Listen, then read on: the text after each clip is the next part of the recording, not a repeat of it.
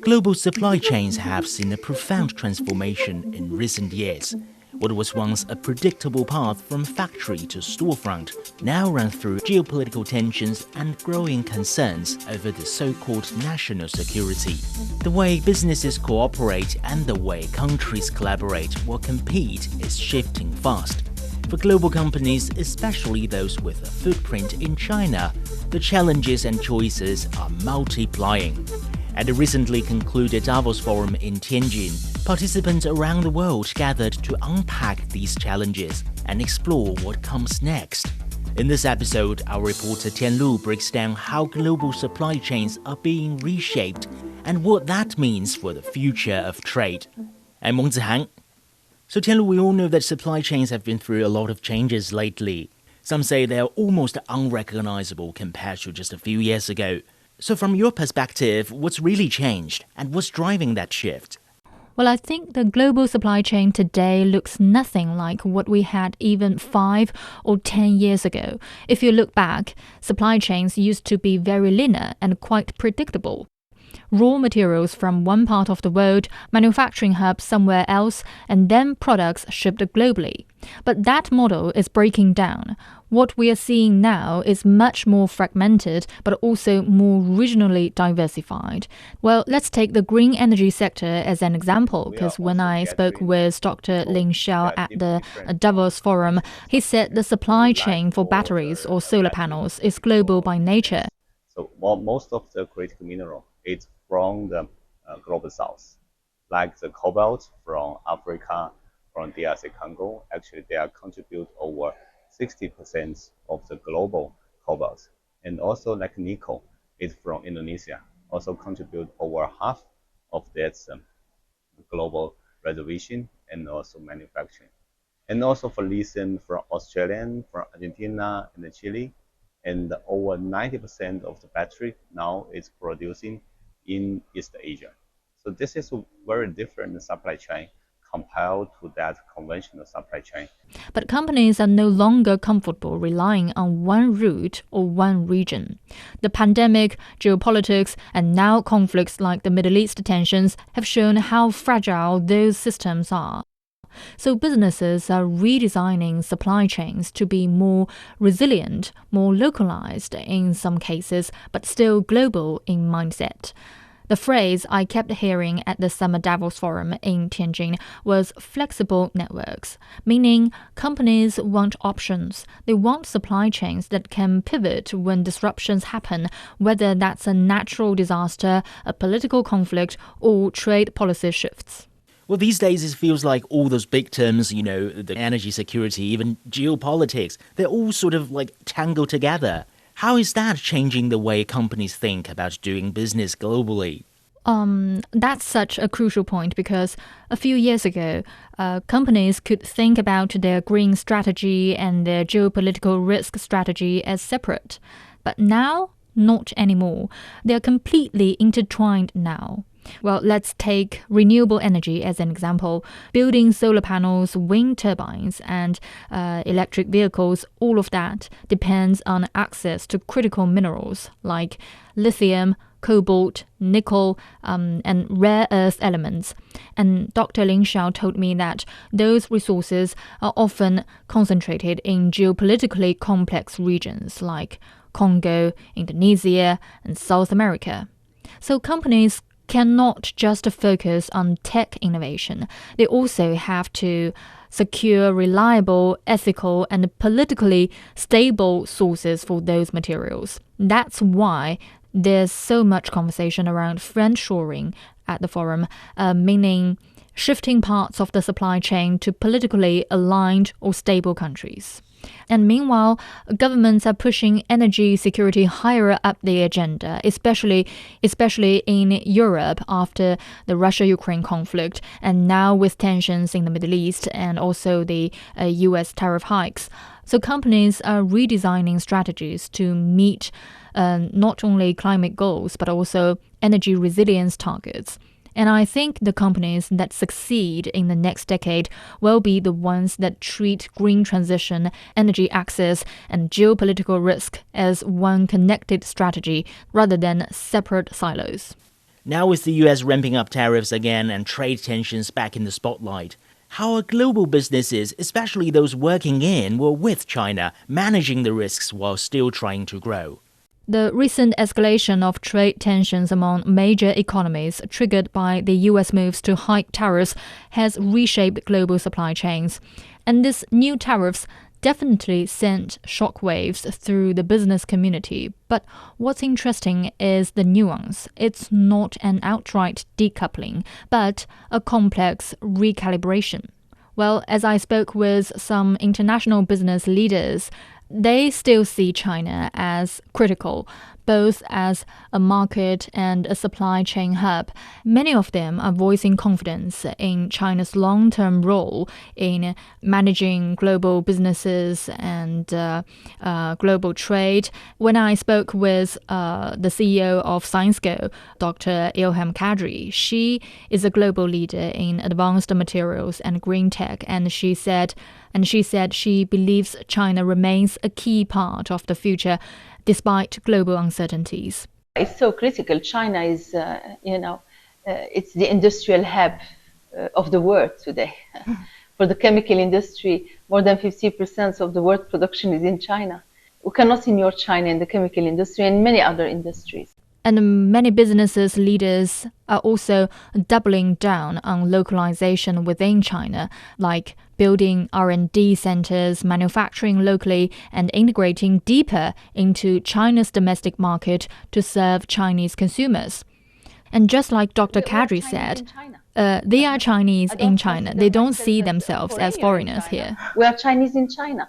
So we really embrace the tone, the fabric, the industrial fabric in the country. But obviously we also work with Chinese customers and OEMs to bring them and support them in their investments abroad, like in Europe. And just like Dr. Kadri said, it's not a black and white scenario of stay or leave. It's about spreading risk, staying agile, and understanding that geopolitics will continue to shape trade flows. For companies that manage that complexity well, the opportunities are still huge. Now, there's lots of talk about China right now. Some companies say they are de-risking, while others are going all in on localization. What kind of mood did you pick up at the forum? What was the sort of general atmosphere like there? It's really a spectrum of opinions there. Some leaders, especially from Europe and North America, spoke only about de-risking, meaning they don't want to be overly dependent on any one country. But interestingly, at the same time, you have many companies, especially in sectors like green tech, AI, and advanced manufacturing, who are deeply embedded in China and see localization as their competitive edge.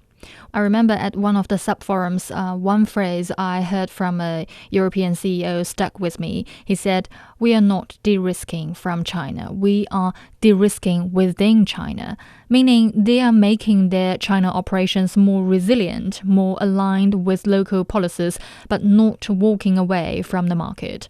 And let's be honest, China's role in global supply chains, especially for clean energy, electronics, and digital infrastructure, is massive.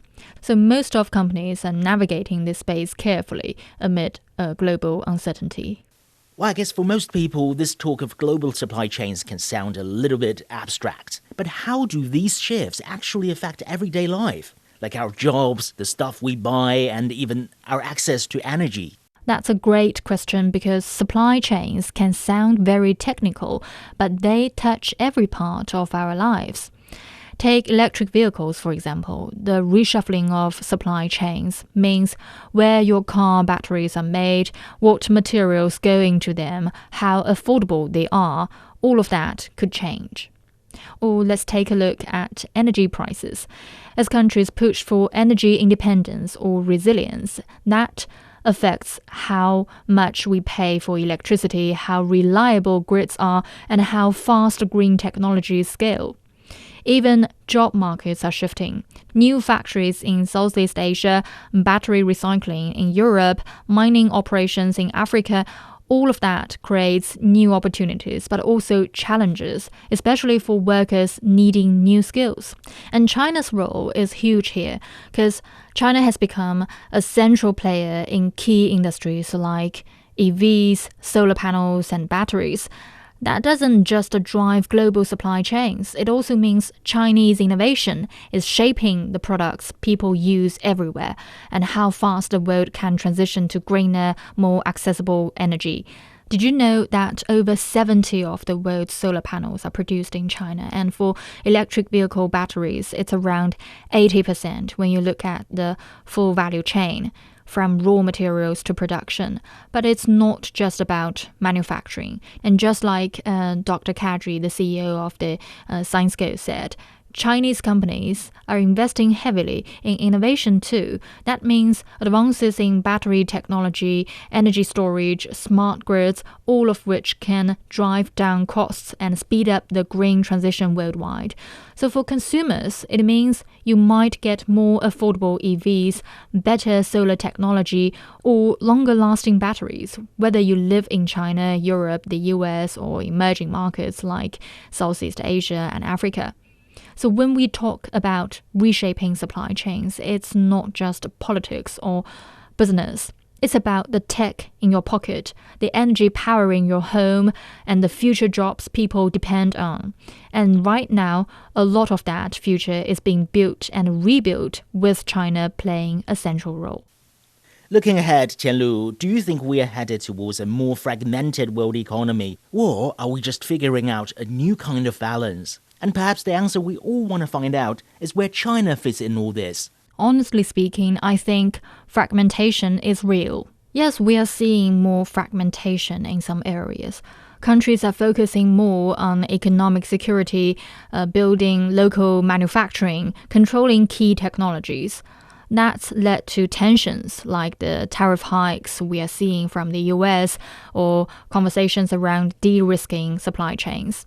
But at the same time, global trade isn't disappearing. It's evolving. And China, I would say, is very much part of that evolution. Despite all the noise about decoupling, China remains deeply integrated in global trade, especially in critical industries like green energy, electric vehicles, and advanced manufacturing. And I heard this a lot during the Davos meeting in Tianjin, is that Chinese companies are not just sitting back.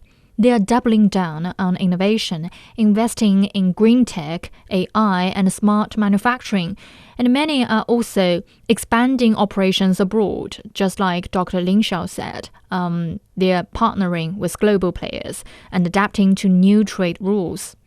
So in that sense, I think China is not resisting change. It's helping shape what the new global trade landscape looks like. You see this with China's role in renewable energy, from producing most of the world's solar panels to investing in global battery supply chains. So yes, there's fragmentation, but there's also this undercurrent of reconnection through technology, shared climate goals, and business partnerships. And the challenge now is finding the balance, staying resilient without shutting doors, being competitive but still collaborative. And China, given its size, its innovation capacity, and its role in emerging markets, is going to be right at the center of that process. As the global economy navigates an increasingly complex landscape, the decisions made today about supply chain sustainability and strategy will shape how we work, live, and connect for the years to come. While tensions remain high, conversations in Tianjin suggest that many are still betting on adaptation over isolation. We'll be following the ripple effects and the emerging strategies as the world redefines what globalization looks like in 2025 and beyond. That brings us to the end of this episode of Deep Dive. If you enjoyed it, don't forget to follow us on our podcast platforms. Just search for Deep Dive. You can also leave a comment to let us know what you want to learn about China and beyond. This episode is brought to you by me, Wang Zihang, and my colleagues Jiang Zhang and Qi Zhi. Special thanks to CGTN radio reporter Tian Lu. We will see you in the next one.